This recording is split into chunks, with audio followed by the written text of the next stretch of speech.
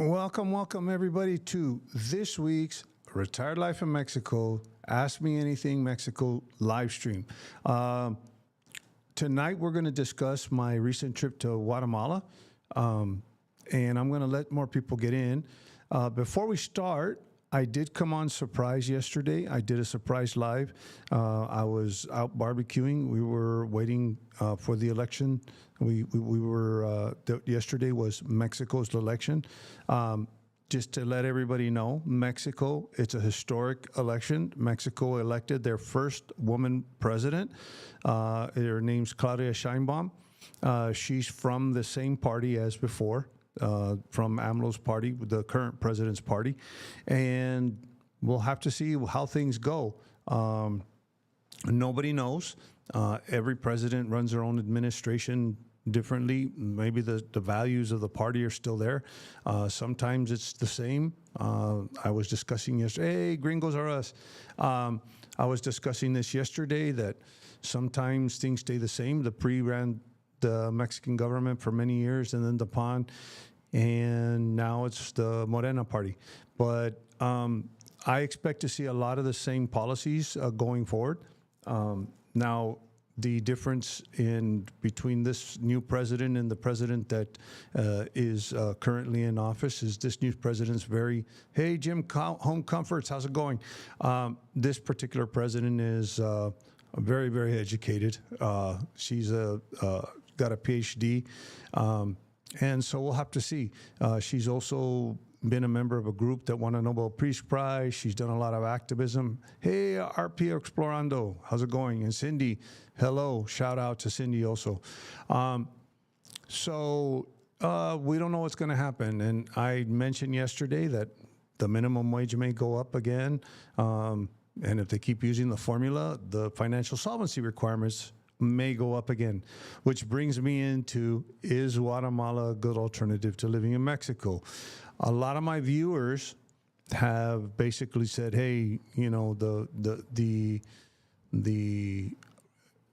financial requirements have gotten so high that I can't, you know, I got to look into other places. And I know some people have even kind of got upset that the requirements have gone high and made even comments kind of sarcastically, Guatemala, here I come.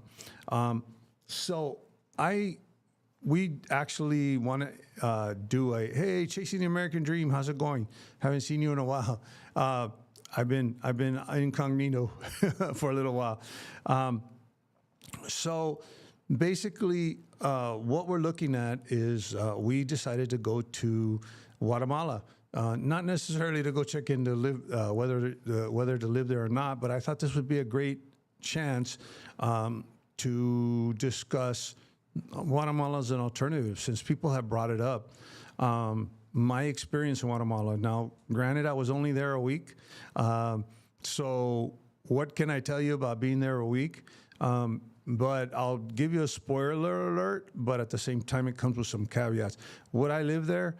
Yes, I would live there. But there is some caveats to living in Guatemala that we're going to discuss.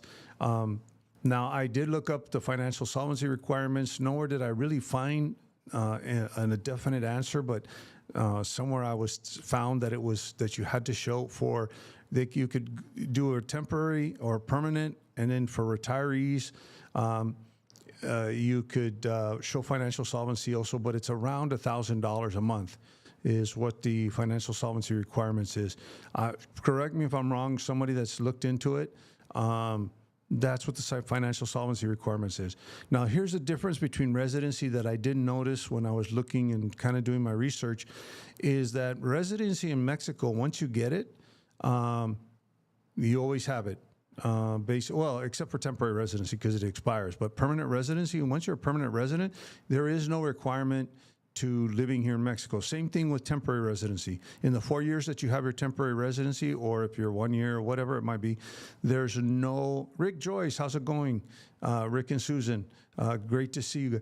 There's no requirement of actually having to live in Mexico for a certain amount of time out of the year or whatever. Now there is, it's kind of weird because permanent residents aren't required, there's no requirement for permanent residents, but there is a requirement if you have a citizenship, you can't be out of the country live outside of the country for 5 years. Now, I think, believe it or not, I think Guatemala, they require you to live in the country. Actually, even if you're a retiree, you have to certify every so many years that you still live there. And so the residency requirements are kind of the same. The only thing that catch that I kind of saw with Guatemala is that you actually have to live there to be a resident. Not like Mexico, when you get your residency, there's no live-in requirement per se here in Mexico. With the financial solvency requirements at $1,000 a month, is it worth it? Well, I went and visited. I'll tell you a little bit about our trip. We went to go see the archaeological sites there. Guatemala is very famous for their Mayan culture. So we went to go see their Guatemala because of that. I didn't get to spend much time in Antigua. The weird thing about everything is, hey John, how's it going? Good day. The weird thing was on Saturday we were supposed to fly out at about 10 or 11 o'clock in the morning, and we got there 2 hours early at 8 o'clock. And I rushed over to immigration because I was thinking I needed to check out from Monterrey, but they said no, not till Mexico City. Then we went back to the gate, and we started to get in the kiosk to automatically check in because we weren't going to check in any luggage. And then it wasn't pulling up our first flight. And we started talking to the lady, and they said, oh, no, that flight took off at 8 o'clock in the morning. There was a schedule change. And then when we asked them what time, because we were going to be flying into Guatemala City, and Antigua is probably about 45 minutes, depending on traffic, 45 minutes to an hour of a drive to Antigua. And they said, oh, well, we can switch your flights, but you won't get in until 10 o'clock at night. So we said, you know what, we'll leave tomorrow. So we lost one day of sightseeing. And actually, Sunday we actually did go to Antigua because we got there at 10 o'clock in the morning. But we flew out real early in the morning. We woke up the following morning at 3 o'clock in the morning to be at the airport to take the first flight out. And we got to Antigua. We got to see Antigua. We got a quick tour. I had a friend of mine who happens to be from Guatemala, and he hooked us up with a great tour guide. Shout out to Ricardo Chun with his Guatemala Tours, Natul Tours. He drove us around all week. Basically, he was ours for the whole week.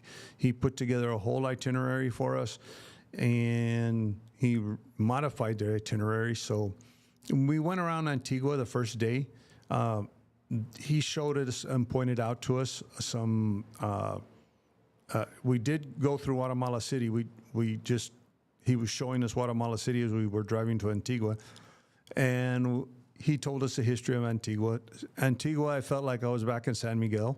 It's a Spanish colonial town, very historic. And he even showed me a district up on the hill that was mostly expats that have started to move there to Antigua. As far as Antigua is considered, it's kind of like the San Miguel of Guatemala. It's the more artsy area, not artsy, but a little bit more upscale place. Apart from the city. The city's more expensive, of course. Very full of traffic. I wouldn't suggest anybody living in Guatemala City. And when I talked to Ricardo, he indicated that most of the foreigners live in 3 areas in Guatemala, and Guatemala City isn't one of them. I mean, we're talking about people. One morning we took off at 4 o'clock in the morning, and literally we had to go through Guatemala City, and it took us 2 hours to get through there with the traffic at 4 o'clock in the morning. And these were people going to school. Hey, Ana, how's it going? Great to see you here. So he told us there's 3 areas. We went to the 3 areas. Of course, Antigua. Antigua's a little bit more expensive. Just like people would tell you, San Miguel's probably a little bit more expensive.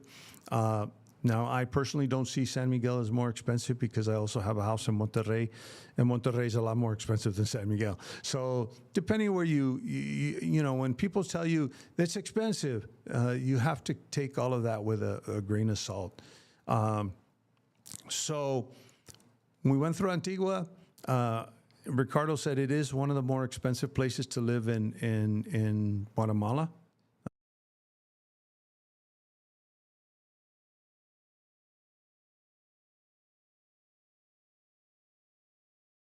And it is one of the more expensive places to live in Guatemala. The median housing cost was probably about what you would, hey Mal, how's it going? The median housing cost is what you're going to probably pay in Mexico. As far as San Miguel, I compared the prices. It's about the same. Now, the other two areas that people live in are a lot more inexpensive. Going out to eat was very inexpensive. I don't think we spent more than $20 to $30 every time we went out to eat.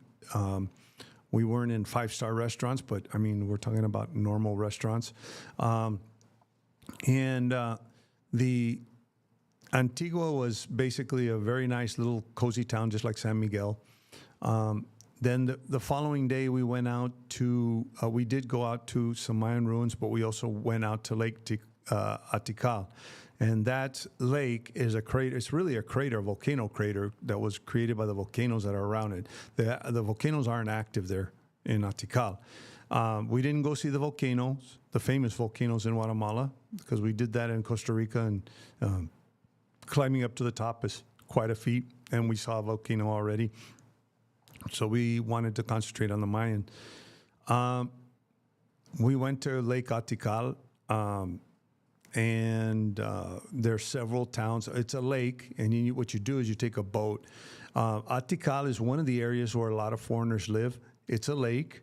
We saw a lot of lake houses on the side of the lake, overlooking the lake, in the hills, those types of things. And that's one of the areas where people live. So it's probably a little bit cheaper living there. We went to Santiago, which is a small Mayan village off of the lake, and that's where they paint. They're famous for painting paintings. We picked up some paintings, some beautiful paintings. Everybody there, none of them are actually trained in painting, or they don't have any formal education. They actually just generation through generation through generation, they pass on the art it's a generational thing. The Mayans in that area started doing it on the walls. They started painting murals, and now they've made a business out of painting oil paintings and those types of things. Basically, it's gallery after gallery after gallery. Not fancy galleries.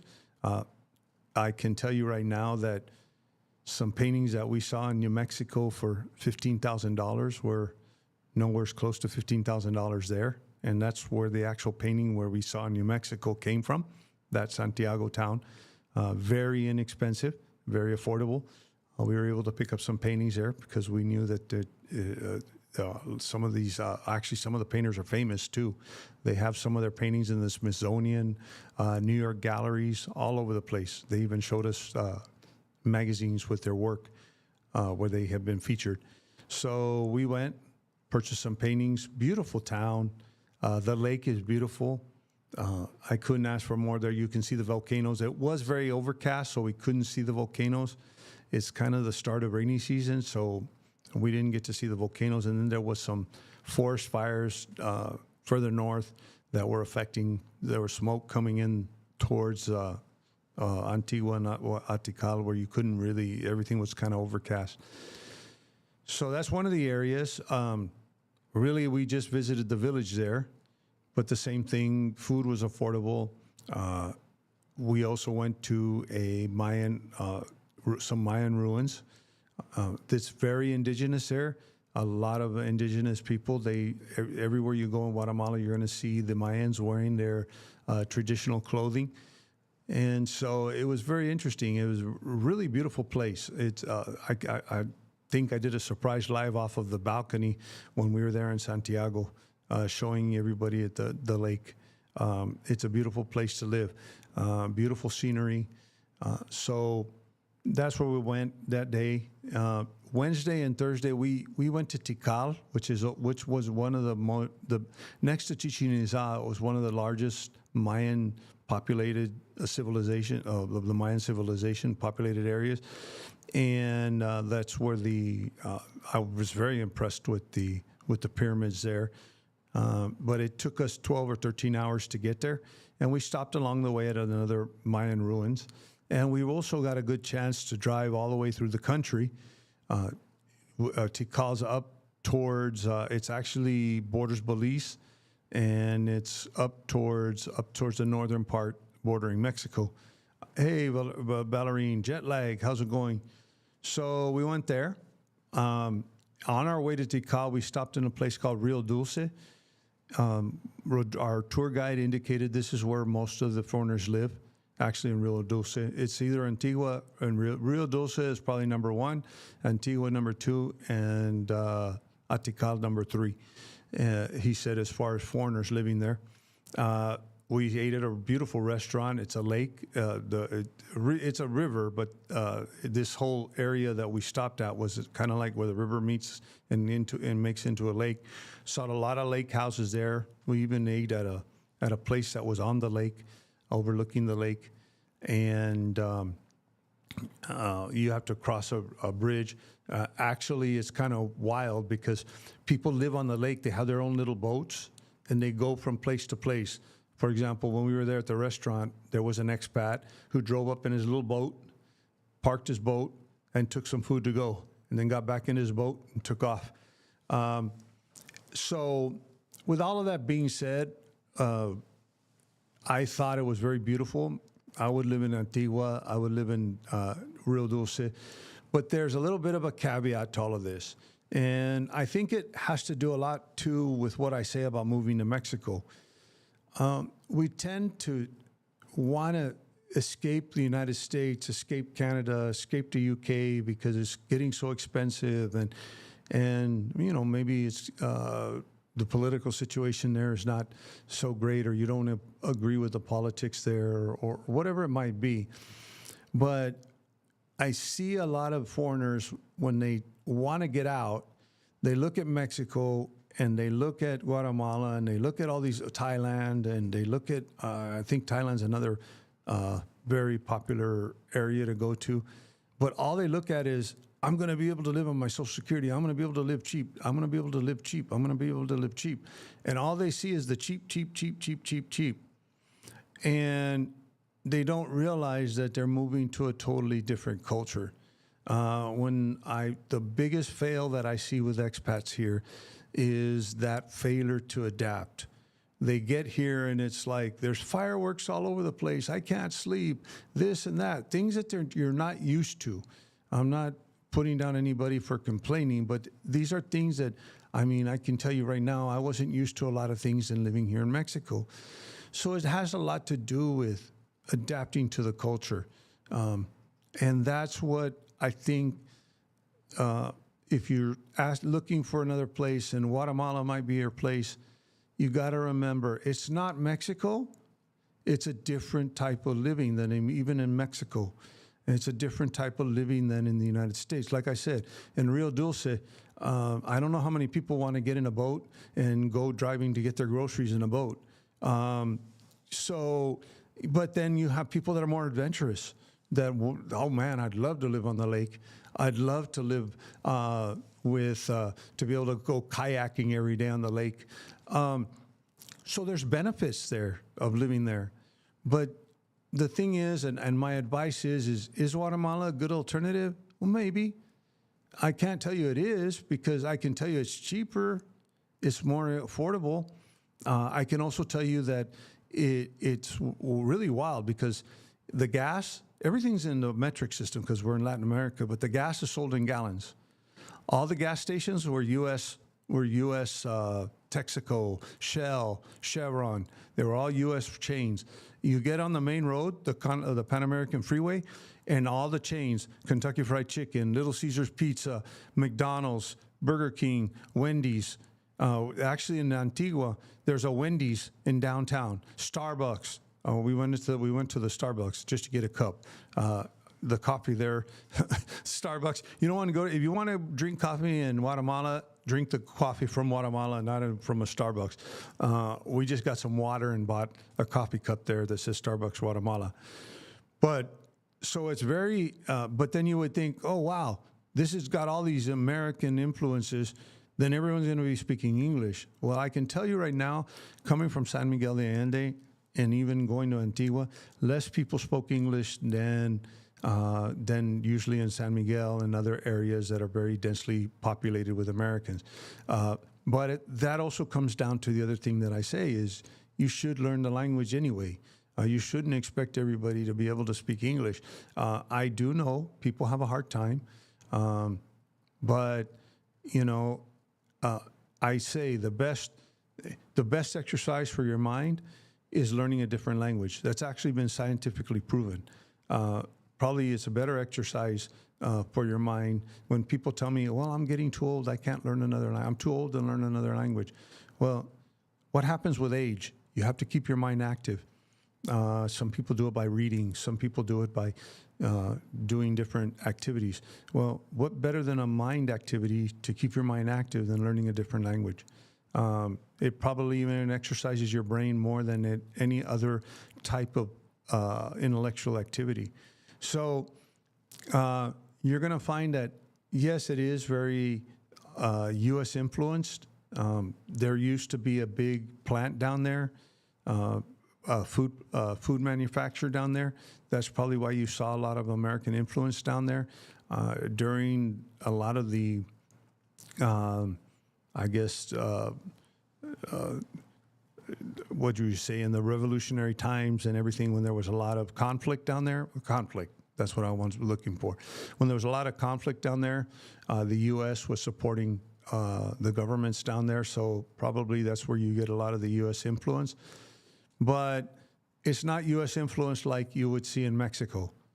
For example, like in Mexico, you see people that when they see that you're foreign, even me, when I speak Spanish, they can somehow tell that I'm not from there. Sometimes I get one or two reactions. They either start speaking English to me because they figure I'm from the United States, even though I talk to my wife, and my wife says, no, you don't have an accent, but you don't have a Mexican accent. You don't speak like a gringo, but you speak different. Or what I also get, what I did get a lot of in Guatemala was, where exactly are you from? Because I can't tell your accent, your Spanish accent. And so it's a little bit different when you say American influence. Just sort of, I went to Ajijic a while back, and I saw that it's like it's like almost like everybody was speaking English. I didn't even feel I was in Mexico, to be honest with you. So it's not like that when I talk about American influence. There's a lot to do there as far as if you're an adventurer and you want to go on scaling volcanoes and doing ecological things, it's a beautiful place. It was worth Tikal was worth the 14-hour drive. Now, it took us 14 hours to get there, but that was stopping along the way, of course. We stopped at a Mayan ruin. And so, would I live there? Yes. Would I suggest you live there? Well, it depends. It just, like I say, it depends as far as Mexico. And Guatemala is a good alternative because right now the financial solvency requirements aren't as high as they are in Mexico. I don't know what's going to happen because the new president has vowed to raise the minimum wage another 50%. This last administration raised the minimum wage higher. Hey, Henry, how's it going? Raised the minimum wage higher than any other administration has in the history of the presidency. So we don't know what's going to happen because if SRE sticks to this minimum wage formula and we keep having 20 to 30% increases, people it's going to be out of whack to qualify. And we don't know how long the regularization program is going to be around. We did get, what else could I say about Guatemala? We did get stopped at a checkpoint by the police. They were very nice, very friendly. But did I feel safe? Yes, I did. Now, granted, I was with a guide that knows the areas and knows what areas to stay out of and what areas I could stop. Even in some towns, he says, no, we're not going to stop here. This is not a place for foreigners to stop. But in some areas, as far as crime is concerned, in the city, it is pretty high. We after we came back from Tikal, we actually went back to Guatemala City. The city, the crime rate is bad. In a lot of the Mayan villages, in the Mayan towns, a lot of the Mayan towns, they have no crime at all. As a matter of fact, the community is so close knit. They even actually have a saying: "You come in and kill one of ours, we're going to kill you." So it's sort of like one of those things where nobody goes in and messes with the community. So they do have some issues with child sex tourism. We saw that in or sex tourism. We saw that in the hotels, but they're very conscientious of that. You know, I've seen a lot of, but I don't see issues. There are drug cartels in Guatemala, but apparently they're not as profound or as powerful. Now, Jim, you made a comment. I wonder how the healthcare was comparative to Mexico. I did ask about the healthcare system. They have private hospitals, so it's sort of like Mexico. The public healthcare system is kind of not all that great, but the private healthcare system is really good. Here's the other thing about Guatemala that you have to consider, and I saw this in the airports. There's a lot of signs for hospitals out of Miami.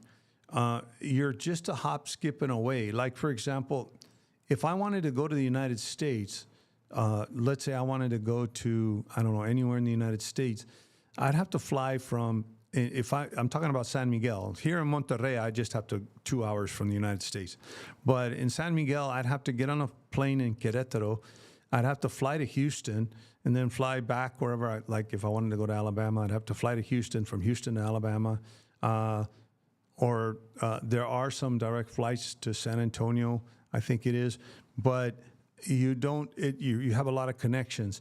One of the things that I noticed about Guatemala is there's a lot of direct flights to Miami. And see, here's the thing. Miami's a major airport hub. Now, if I needed to go to Houston, no problem. I just fly straight to Houston, right? But if I need to go back down to McAllen, Texas, I'd have to fly to Houston and then fly all the way south back down to McAllen, Texas. And Miami has a lot of, and I even saw ads there for you need healthcare, you need to go to get your healthcare done, get it done here in Miami. A lot of ads for hospitals there. The private healthcare, from what the guy told me, I didn't see any of the private hospitals, so I couldn't vouch for it. But he said the private healthcare is very good. The public healthcare, they have kind of like the Seguro Social here, like an IMSS system here, and then they have one for the government employees. Healthcare is free over there, but the quality of care is a lot lower. He did mention that sometimes there's shortages on medications and stuff like that with the public healthcare system, but a lot of that happens here in Mexico too. It all depends. I've heard a lot of great stories about IMSS here in Mexico, but I'll tell you what, if you go to the IMSS hospital, my wife's been there for their dad. The IMSS hospital here in Monterrey, it's not the best place in the world that you want to be at. Not saying that the medical care isn't good. Some of the best doctors, as a matter of fact, some private healthcare doctors here in Mexico work in the public healthcare, work in the private system too, and they do public healthcare as kind of like a service to the community. So you could have a world-class surgeon operating on you, even on IMSS. But like I said, the facilities are run down, tons of people, hours wait, hours and hours of waiting. That's here in Monterrey. Other areas, I've heard nothing but the clinics are the best, and IMSS, and it doesn't cost me anything. I got onto IMSS, so I'm almost sure that the healthcare is probably about the same. So that wraps it up. Like I said, you have to research. You really do. And I would suggest that you go down there, because what I might say is, I might say, oh, I'd live there. No, I'm not going to move there because I'm vested in Mexico. I love Mexico. And, I'm vested in everything from my family to my houses here and everything else. And so I'm not going to move, but would I move there if I was researching? Yes. Would I still pick Mexico over Guatemala? Probably. But you got to remember, I have Mexican heritage in me. I have family here. So that might encourage me to want to come here. There's other people that, you can fly from Querétaro, you can fly to Dallas. And actually, there was believe it or not, Albuquerque, New Mexico. My wife had to go back to Albuquerque. When we were moving to San Miguel, there was a direct flight from Albuquerque, direct flight from Querétaro to Albuquerque and from Albuquerque to Querétaro. There is a lot of good flights from Querétaro, but the issue is Kelly, and welcome Kelly name. I'll put your comment up there. I wasn't putting him up there, but you can fly into a lot of different destinations, but it's got to be a major hub. Any kind of, and it's not just Mexico, any kind of country, just like even when I was living in Brazil, I had to fly from Brasilia to Rio. From Rio, I had to fly to Dallas, or I had to fly to Houston, or I had to fly to Miami, depending if I was going to Washington, D.C. You have to fly into a major international hub. The point I was trying to make with Guatemala is that major international hub is Miami. And Miami's only like, you're kind of on the tip. If you fly from Guatemala City, you got to remember Mexico kind of makes a U, and then and you got to remember Cancun is right there in the Caribbean, and Miami's right there. The tip of Florida is right there. So flying to Miami is like probably a 2-hour flight, I want to say, or maybe even less, an hour and a half to 2-hour flight. So if you need healthcare, you need to get back to the States. And then not only that, from Miami, it goes all over the United States. So Ana, is private health in Mexico still a lot cheaper than in the U.S. with no insurance in either?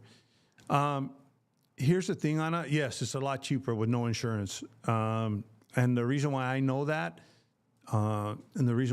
is because I do get my insurance to pay for it, all my health care here in Mexico, but I have to pay up front, and then I get reimbursed. Things such as an MRI. Give you a perfect example. I take a lot of MRIs. An MRI with resonance, or what do you call it? Imaging with contrast. MRI with contrast. Those usually run a couple of $1,000s in the United States. It runs like $280 here. My wife did a bunch of female things. What do you call it? The mammogram and all of that stuff. We walked out of there with $97. There's certain, my PET scan, I pay 20,000 pesos, which is about $1,000. A PET scan in the United States, you couldn't get a PET scan done for $1,000. Maybe out of pocket after your insurance pays for it, but it's a lot cheaper. Now, here's the thing you need to take into consideration. When I say a lot cheaper, I'll give an example. It's probably gone up. My surgery that discovered my cancer was $8,000. That was 1 day in the hospital. That was the surgery. 2 days in the hospital, I'm sorry, or 3 days. 3 days in the hospital, the surgery and everything else. Now that's $8,000. Now in the United States, that would have cost you close to $80,000, $70,000, $50,000. So yes, it's cheaper, but you also got to take into consideration what you're doing. So that's where you have to keep in mind it is cheaper, but at the same time, how much cheaper? It's all relative. Especially what you're doing. If you're having major surgery, you still have to fork out a good amount of money. But just like Mal said, just had full blood work, 800 pesos going to the doctor on Wednesday in Guadalajara, around 700 pesos for a specialist out of pocket. And these, you go to a specialist in the United States, it's, well, they charge your insurance, but if you don't have insurance, you're looking at a couple $100.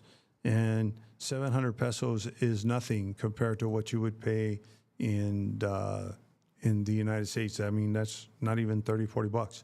So it is absolutely cheaper.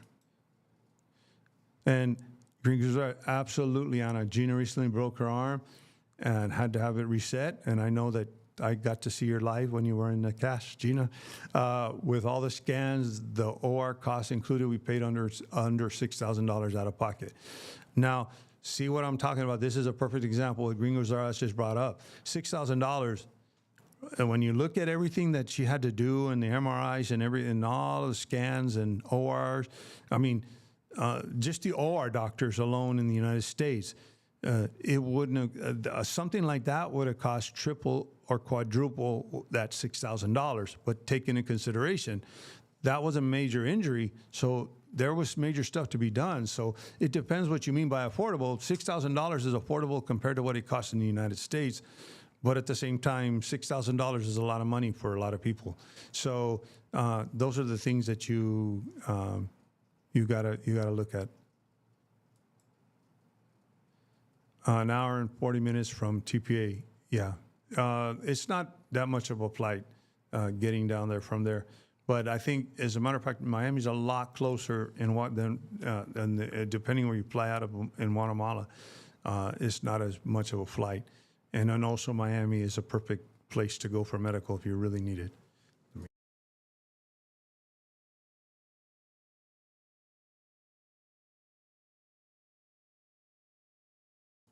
But at the same time, excuse me for, I have to drink water sometimes, but at the same time, you know, we might not have the luxury of going to Miami or so it all depends on your personal situation. Malarkey. They do an EKG ultrasound on my kidneys, check my eyes, and I'm diabetic. Exactly for what you said you had paid, that's nothing compared to what you would have paid in the United States. And then that was in Playa del Carmen, so it was a little bit more of the tourist price, yes. I think the last time my wife had a blister, and it's weird, the blister popped, but it was still, the skin was still there and sand got in there. So we got kind of scared and we didn't want to break up so we went to the doctor and they went and they took out the sand and drained the blister and everything else. And I don't think we paid more than $50 and this was at the emergency room in Playa del Carmen, not in Playa, in Cozumel. I do know that we've had to go before in Cozumel to the emergency room too, for certain things, and it's very, very, very affordable. Any more questions? Anything about Mexico? I want to remind everybody, it doesn't have to be about Guatemala. I just try to choose a topic so I can talk. The more engaging you guys give me, or more questions you give me, and the more we talk amongst each other, the better. I just found myself kind of at the beginning when I was doing these live streams, just kind of going, and just talking whatever and not really going in a direction. But I decided that I would start doing these subjects. Now, I was doing them on what my latest video was, so we could expound on that video. But I don't have any videos because I've been on vacation, and then we came back to Monterrey, and I've been busy. So if you have any questions, feel free to act. Oh, Mal, this is something that I did say I was going to talk about at the beginning when I talked about I saw the peso lost value today against the dollar. Is that because of the election, and will it change soon? Mal, actually, I saw that too because a lot of people were posting the next day. It went up 0.5. And it went up 0.5 from 17. It was at 16.9 actually. What we're looking at, I've been reading the Mexican news, And well, actually, we've been reading the Mexican news. I give more credit to my wife than me because she's the one that reads it more than I do, and she's the one that keeps me up to date on a lot of things. But what they're talking about is that it didn't have to do with the president. What it had to do with is the party, Morena party. Actually, the president, she's a very charismatic figure. I do know there was a lot of going back and forth that we're going to go to this to communism and I don't know what all because of this and that. And I like I said, I don't get into politics, and she is on the left. I think she's a little bit more not as left as the current president, and so it wasn't because of her. Because I think everybody really is impressed with her. She's done a lot of things.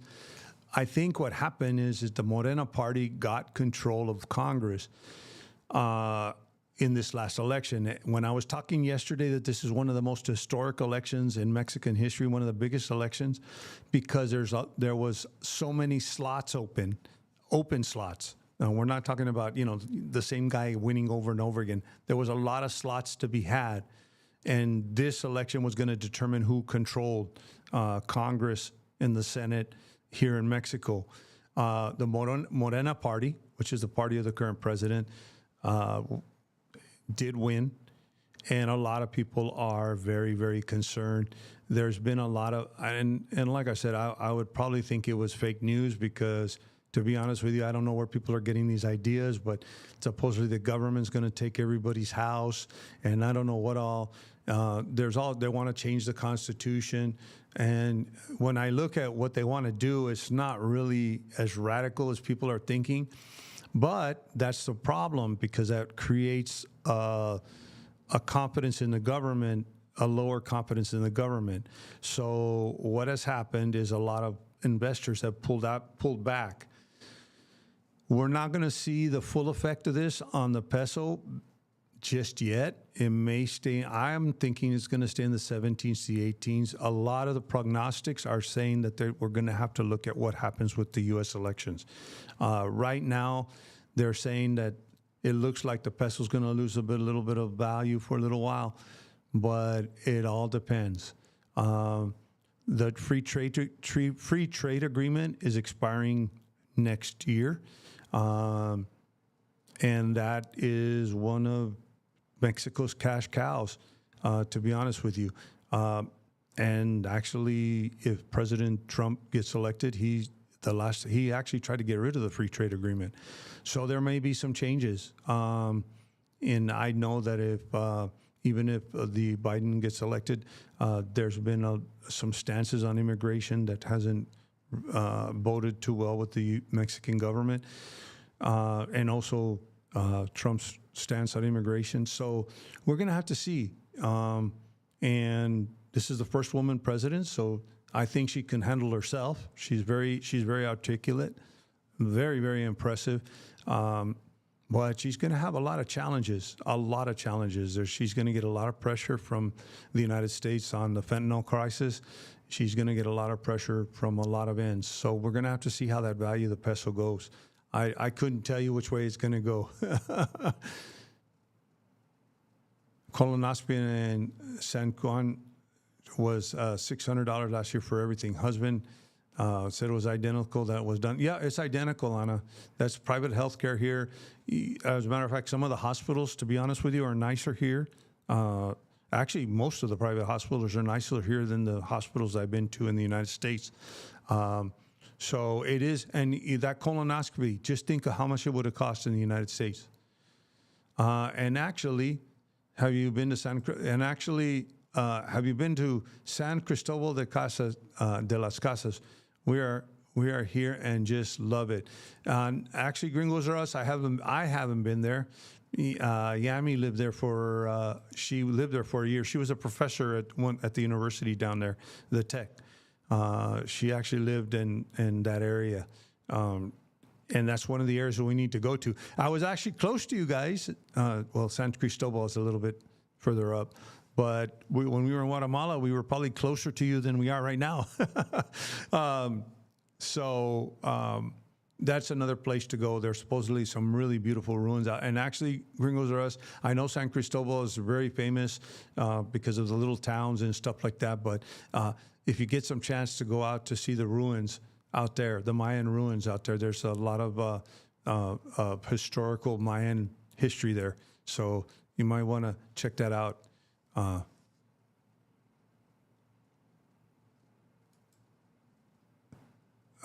City, the post on your Facebook about people from the United States being reported or not having the proper documents in Baja, is that true? I didn't find anything online, and I looked. Actually, Cindy, the news source that posted that is the Mexico Daily Post. They're pretty decent about getting stuff out there. I don't know how reliable that is. There's been a lot of stuff going on TikTok. To be honest with you, I think a lot of it is a social media campaign. I did a video on this about the TikTok video. Every TikTok video, I even just saw a reel today on Facebook. I don't know why it popped up. It popped up, no, my YouTube feed. It popped up in my YouTube feed. It was on TikTok. All these videos that people were talking to were on TikTok. It popped up on my YouTube feed, and I was like, this is the same exact narrative as all the other videos. Now, I will tell you, as I mentioned yesterday, I have heard rumblings about, cracking down on U.S. People living here in Mexico irregularly or illegally or without documentation. I didn't know this, but apparently there's a lot of people that are living here without documentation. Why? When you have the regularization program that gives opportunities to those people that have probably been living here for a while and probably qualify, why they're still living here without documentation, I have no idea why.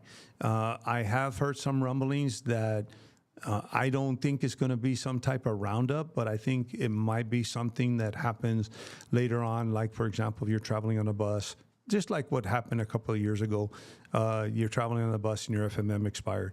Right now, if you're traveling on a bus and immigration stops the bus and you don't have your FMM, they will detain you and send you back home. I mean, that hasn't changed. And I don't see Mexico laying out an operation to go out looking for people.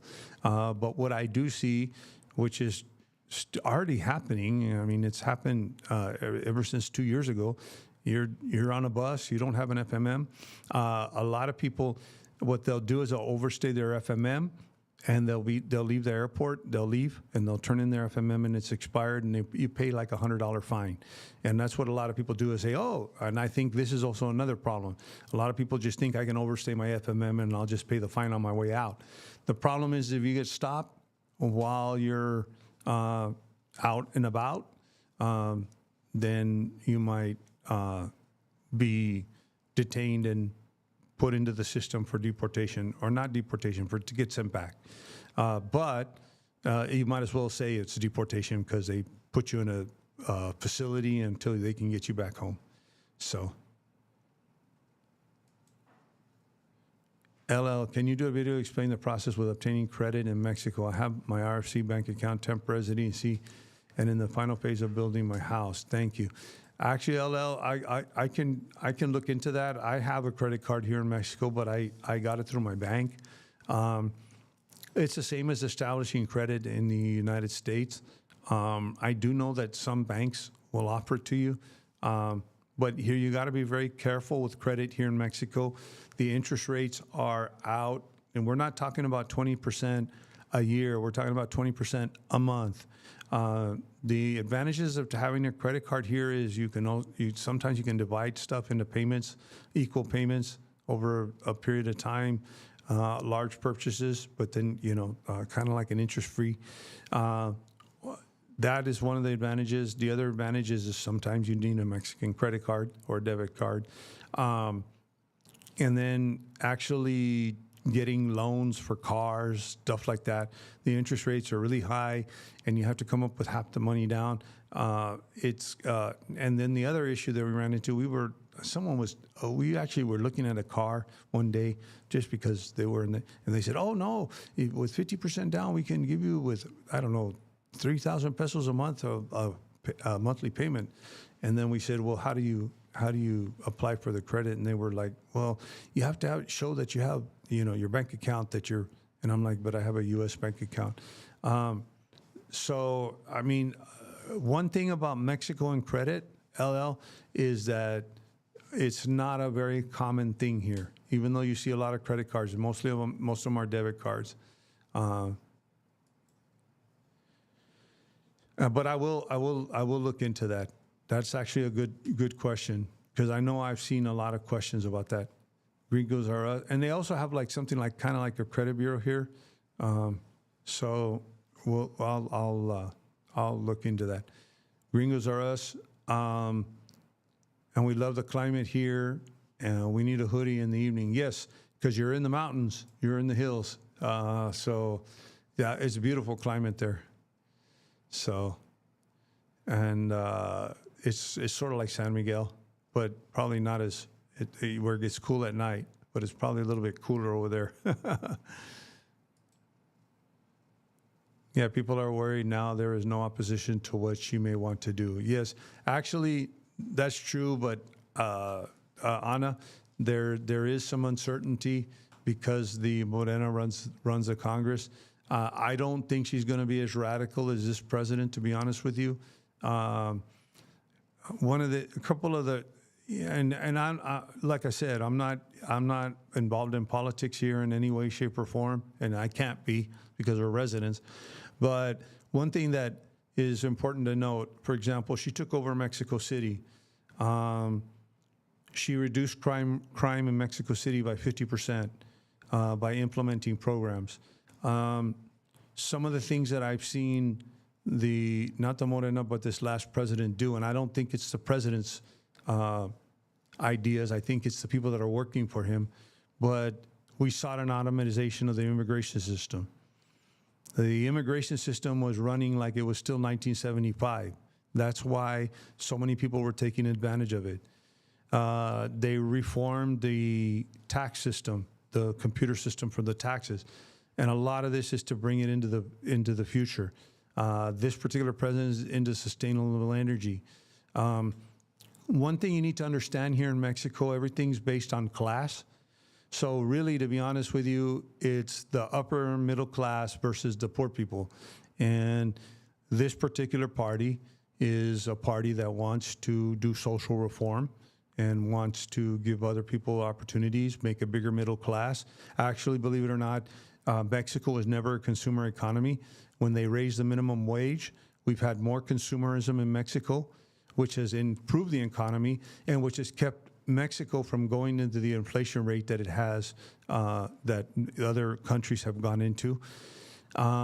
There's a lot of weird things that they've done and then I know there's been a lot of people saying, no, but they're going to turn it into this. And I'm just sitting there going, tell me who would have, I mean, we have had a government that has ruled for 70 years, and they're still working on an immigration system that was from the 70s.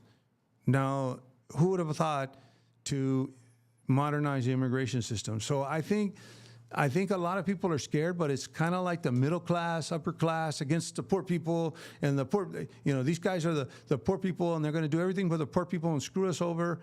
And you know what? I don't think that's it. I think Mexico is very, very poised to be be one of the on the world stage, to be one of the major powers in the world. And a lot of people don't realize that. And I don't think the Morena party is going to keep them from doing that. So we'll see what happens. I don't know. I really don't know. Like I said, I don't know politics. I don't know Mexico. I don't know government as well. But the things that I've seen are just brilliant. Some of the things that they've done. And actually, believe it or not, even when militarizing the police, the federal police, I would have never thought of that. And actually now they've reduced corruption within the federal police or the federal National Guard. So, like I said, I don't know. But yes, there's going to be a lot less confidence. Just like you said, they're scared that what's going to happen. And I think there's a lot of people projecting that certain things are going to happen that aren't going to happen. So, But we're also going to have to see what kind of relationship Mexico has with the United States with this next administration, regardless of who wins. And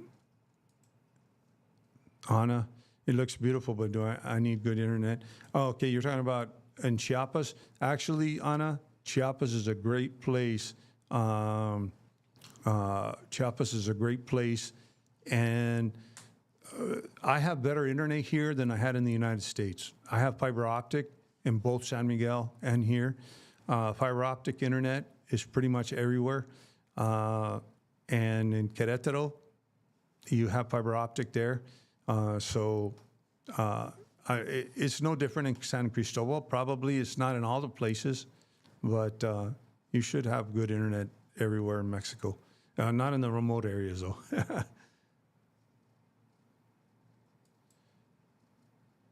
I do not understand why people do not go through the proper immigration. It took me 6 years to get U.S. citizenship, and we also have Mexican permanente.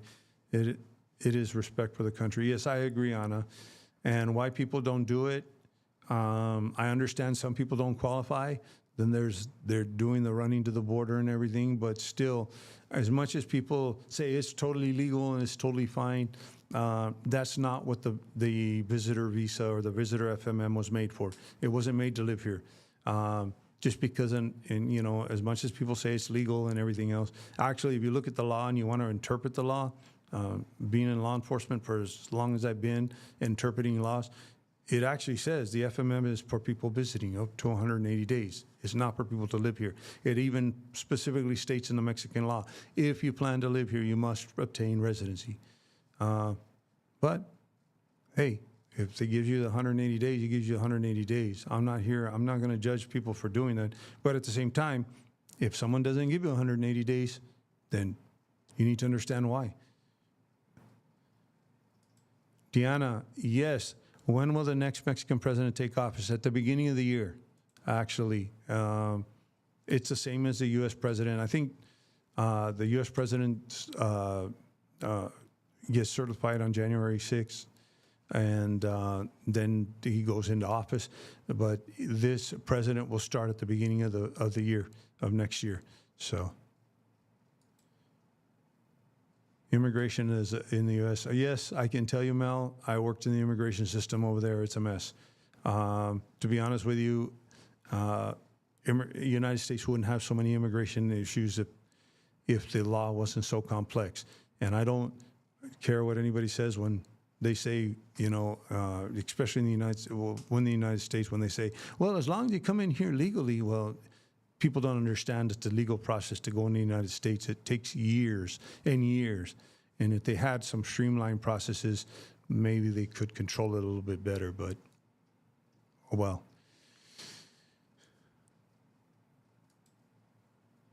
What she did in Mexico City about crime, do you think she will expand it to the whole country? Well, Anna, she wants to expand. That's going to be one of her challenges in trying to reduce the crime rate.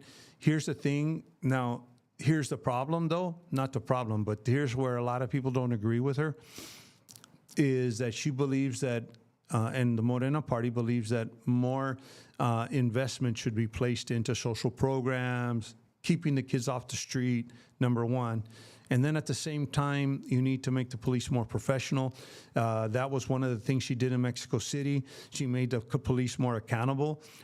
She even created an app where you could, if a police officer asked you for a bribe, you could report the police officer on the app so they could do internal investigations.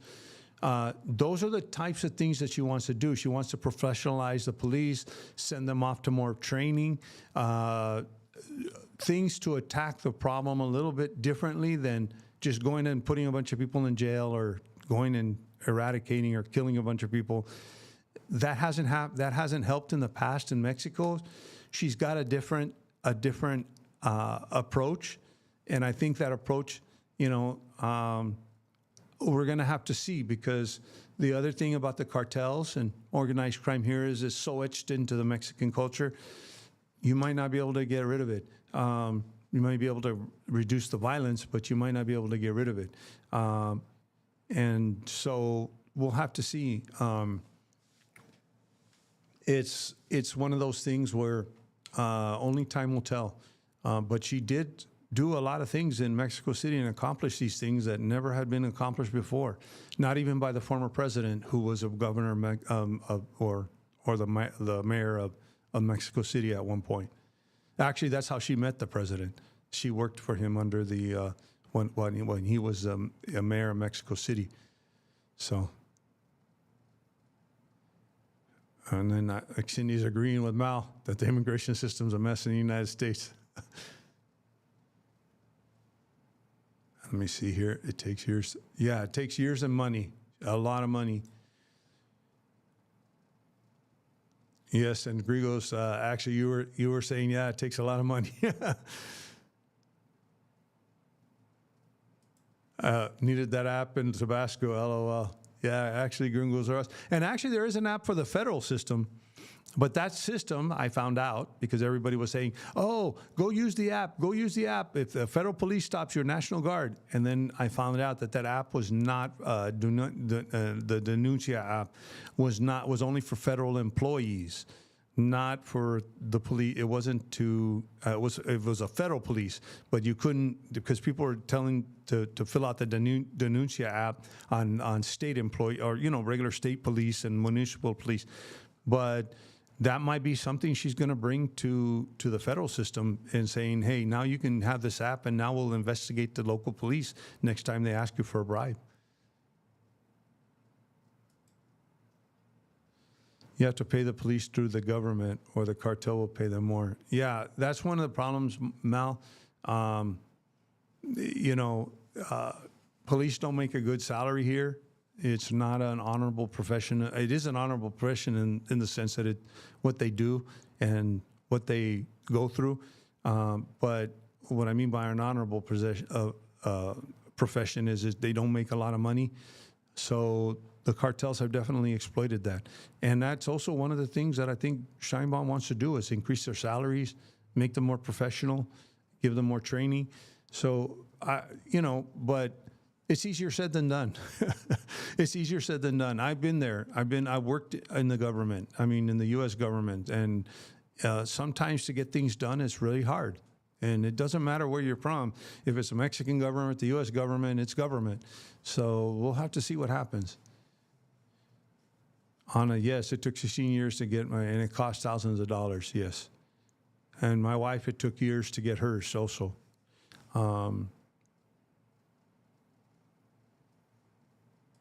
Jet lag. LL, try Caja Popular. It's like a credit union, membership required. We purchased property in Jalisco, financed 50%. They gave me credit, showed my U.S. income. They will report to Mexican Credit Bureau. Thanks, Jet lag, for that.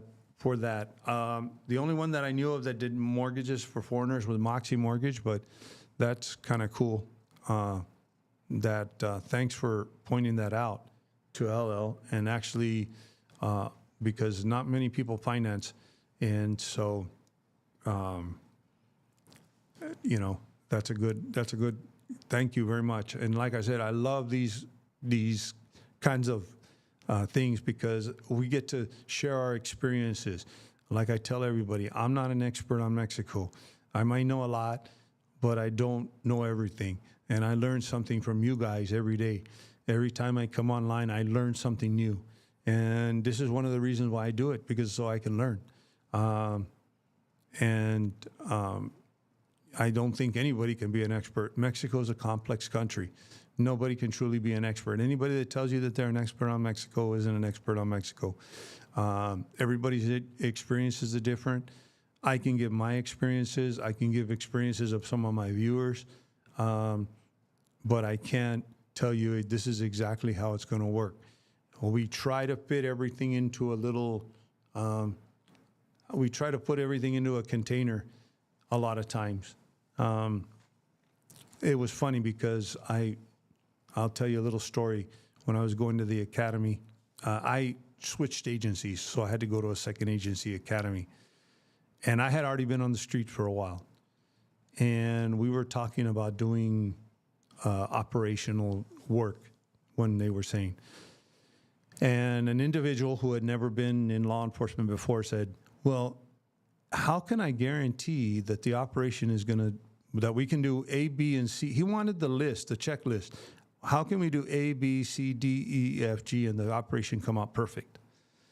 And I actually got up one time, and the instructor was trying to say, well, you need to do A, you need to do B, you need to do C, you need to do D.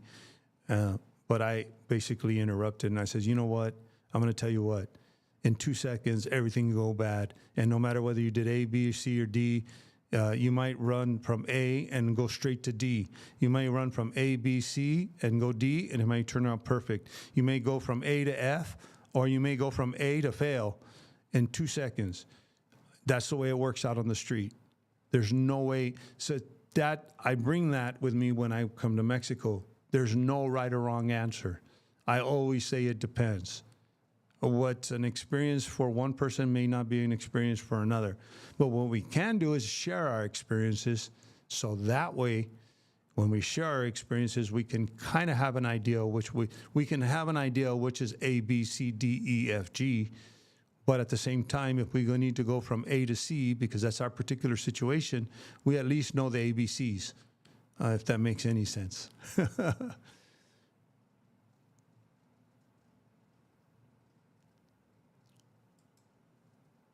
Thank you. For the first time, we feel we're at home here, but the cost of media leans us to Mexico. So, oh, that's because Mal said congratulations. And Anna, you said medical. Were you asking about medical? I know you asked a little bit about medical before, and now I'm on about an hour. So if anybody has any other questions, get them in now. Yes, Mal. The number one thing when moving to Mexico is having an open mind. And that's the same thing with the Guatemala. If you want to move to Guatemala and you want it as an alternative, you have to have an open mind. Unless you're going to frustrate yourself. And I know so many people that go back home because they get so frustrated. They expect things to be back home. It's sort of like the old saying, having your cake and eating it too. You can't have your cake and eat it too. That's kind of that's very symbolic of what Mexico is moving to Mexico to is. You can't have your cake and eat it too. So what I'm saying is, it's not going to be the same experience. But here's the thing: if you have an open mind, and just like I've experienced, it can be a better experience than living back home.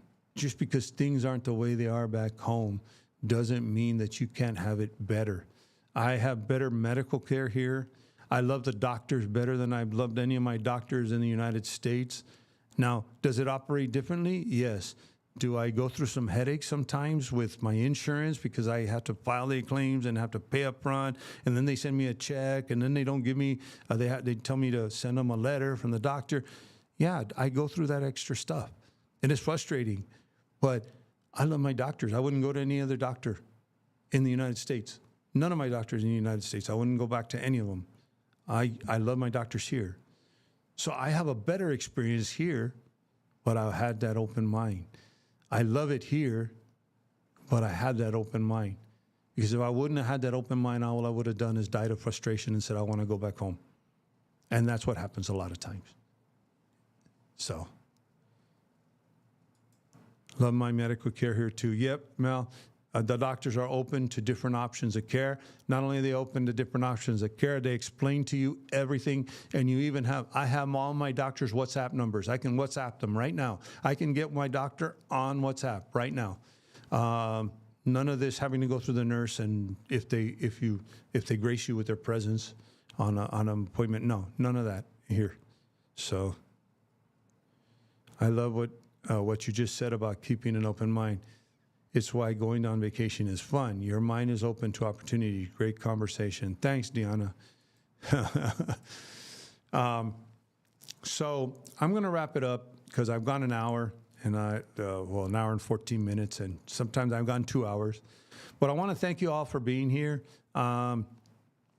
I'm kind of in an odd position right now as far as doing videos, because we're gonna we're gonna head back to San Miguel. Maybe not this next weekend. I'll probably have another live stream next weekend, but the following weekend. And I have a lot to do here in the house to get it straightened up. Like I said, we're still kind of in this kind of transition period in the house here in Monterrey, in that we just haven't totally gotten everything done we want to get done. We're running around the paintings. We had them framed. So if I get videos out, I'll try to get some out. If I can't get any videos out, I apologize. But I guess this month has been my vacation month. Rick Royce, just before, I know that someone brought something, Rick Royce, when you drove through Eagle Pass from Querétaro, we took care of the tip, but failed to stop at INM. What do we do now? But Rick, do you have residency? Because if I'm not mistaken, I think you have residency. If you have residency and you didn't check in, and you checked out but you didn't check in, you won't have any issues, because usually that's for statistical problems. Let me see here. You have residency, yes, Rick. If you're supposed to check out and you're supposed to check back in, and I always tell people. Now, here's the thing about the land borders. Most of the land borders, even checking out, like when you leave, you're going to have an exit stamp. If you checked out when you left, you're going to have an exit stamp in your passport. You're not going to have an entry stamp. Where that'll affect you sometimes, or when you don't check back in, is if you're going to apply for Mexican citizenship, you can't be out of the country for more than 180 days in the last 5 years. But other than that, you're not going to get your residency taken away because you didn't check out or you didn't check in. That's usually for statistical reasons. And if you're just planning on staying a permanent resident or a temporary resident or whatever, that shouldn't make a difference. And even if the worst comes to worst, like I told American Dream, make sure on Eagle Pass that you check out, get a stamp, because they're going to fly back. And when you fly back, they look at they scan you. And I said, get the stamp. Just make sure to get the stamp. And when he went, they said, hey, we're here to check out. They were like, we don't do that. And then he's like, I don't care. Stamp it anyway. At least can you stamp it that I left, or with an RP? And he did the right thing. And I said, the worst that's going to happen to you if they refuse to stamp it is when you come back in, they're going to say, what happened? Well, I left and they wouldn't stamp my passport. And it's the same thing here. If you forgot to check in with INM with your residency, you're not going to have a problem. If you were on an FMM, then you'd have another issue. You're in the country irregularly, and you might have a big issue. But you're not in the country irregularly. If you're a resident, you're a resident. You're not here. Just because you didn't check in with INM doesn't mean you're illegally here. Yes, Sedona. Yes, he does have a website, and I'm going to get his website information, and I do have his contact information, and he does a wonderful job, and I will put that information because I want to shout out to Natul Tours.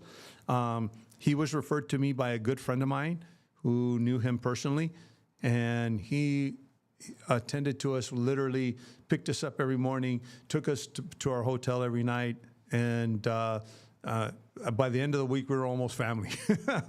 He's a great person, wonderful, and I will put the link to his website. I know he's got Instagram also, and he also has a Facebook page. And actually, I think what I'm going to do is I'm going to post his Facebook page in my my Facebook group too. And Kelly, name, Ernie. Yes, Ernie, being retired helps to hoop jump for good medical. Yeah, that is true. Well, thank you very much for being here on my live stream. I'll try to get a video out like I was saying before. And I really love these weekly streams. I Wasn't streaming a lot at the very beginning of my YouTube journey, but now I like actually streaming more because then I actually like doing the videos because I just get to hear from everybody. I get to see everybody. You guys show your appreciation, and the good thing about our community is we all share. Nobody's putting anybody down. Even in my Facebook group, nobody's putting anybody down. Everybody wants to help each other. I learn from you guys just as much as I guess maybe you learn from me. I'm not saying you don't learn from me, but I learn from you guys too. I think we're all on this journey living in Mexico together, and I think this is a great time for us to share. One way for us to share is to help each other. I actually prefer that you guys do more of the chatting than me, because I've had some really great conversations here, and I really do appreciate it. I don't know how to explain how much I appreciate everything that everybody does here, and participating and doing all of that stuff. I really am appreciative. So until next time, like I said, we're going to end this on this note. We went an hour and 20 minutes. And thank you very much for joining me. And we will have a live stream next Sunday. But the following Sunday, of course, I'll probably be on the road.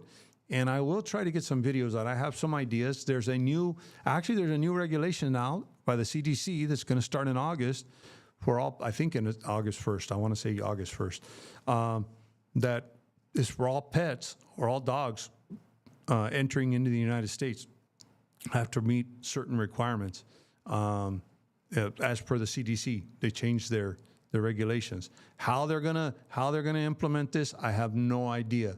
To be honest with you, it has to do with getting a microchip in your dog, and it has to meet the microchip has to meet certain standards. And I called a couple of vets in the United States, and they don't even know what they never even heard of those standard chips. So heaven knows, but maybe I'll do something on that. I have a lot of footage from Guatemala. It's just a matter of finding time, guys. Like I said, I don't do this for money. So the greatest thing about not doing this for money is that I do it on my time. Just like I said when I retired, I want to live life on my terms. And that's the way you should live life too. Live life on your terms. That's a great thing about moving to Mexico. You can live life on your terms. So everybody, thank you very much. You have a good night. And shoot, I don't know what's going on here. Okay, you guys have a good night. Sound like I need to do a replay. Just landed. Angel, Corn Dog. Yeah, we're just finishing up here. Sorry you missed us, but you can replay a little bit of this live, and I thank you guys for joining me. And even Angel, you came in late, but thank you for joining me. And we'll see you next week on the next live stream, and hopefully I'll have some videos out. But if I don't, once I get back to San Miguel, we'll be back on the train. So we'll see you soon. And until next time, stay safe and stay informed.